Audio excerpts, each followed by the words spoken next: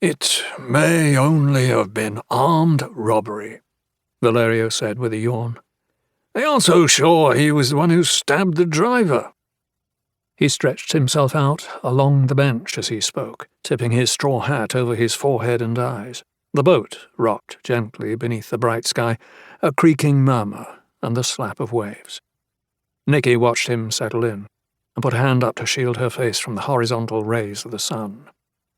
"I thought you were certain," she said. "Didn't you have him on CCTV?" Valerio grunted. "Footage was grainy." "But you had an eyewitness." "Yes." "Isn't that enough?" Valerio tilted the hat back so he could peer at her with one sleepy eye. "This morning, when we knocked at the door, told him to get dressed and come with us, he cried and pissed himself." Nikki sighed.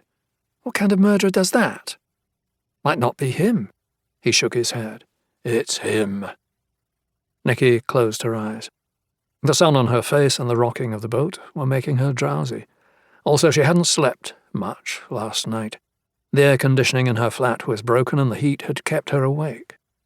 "Your guys had better get it right," she said. "It's already too dangerous on the streets. People are riled up. You can't afford another Ortega."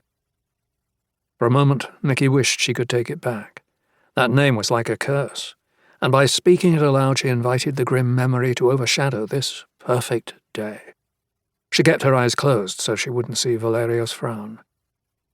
4 months ago, the General Prosecution Office of Naples had pressed charges against one of the men in Valerio's unit in the shooting death of Spanish tourist Alvaro Ortega. The officer had been caught in a gunfight against armed gang members, with Ortega and his fiancée trapped in the crossfire. The case had attracted and focused the city's discontent, not on the crime syndicates or the corrupt politicians, but on the cops. When Valerio didn't speak again, Nikki squinted at him and was relieved to discover that her friend had merely fallen asleep.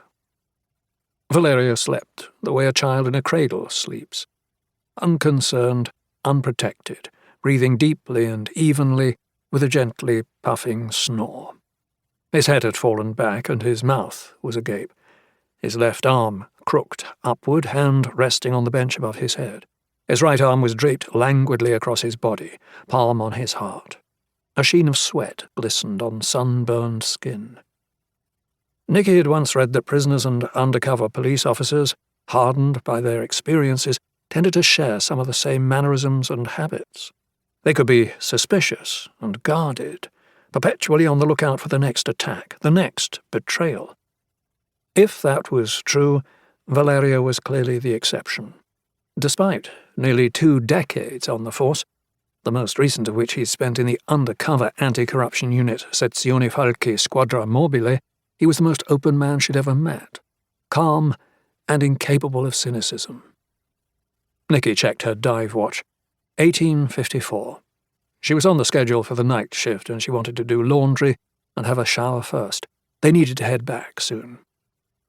The relentless furnace of an August sun beat down on her as Nikki packed the glasses and recorked the wine. She picked through the ruins of their meal, deciding what to bring back. The provolone was gone, and she balled up the packaging. The tomatoes in the remaining half-cup of lentil salad hadn't taken the heat well. She picked through and ate the olives, then emptied the Tupperware container into the water.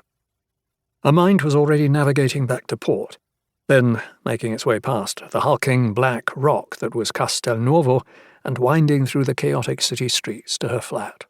She made a mental list of everything that needed to go into her bag, and she wondered if her Honda Hornet had enough in the tank. Damn. She should have fueled yesterday on her way home. She checked her watch again. 19:03. She had a few minutes.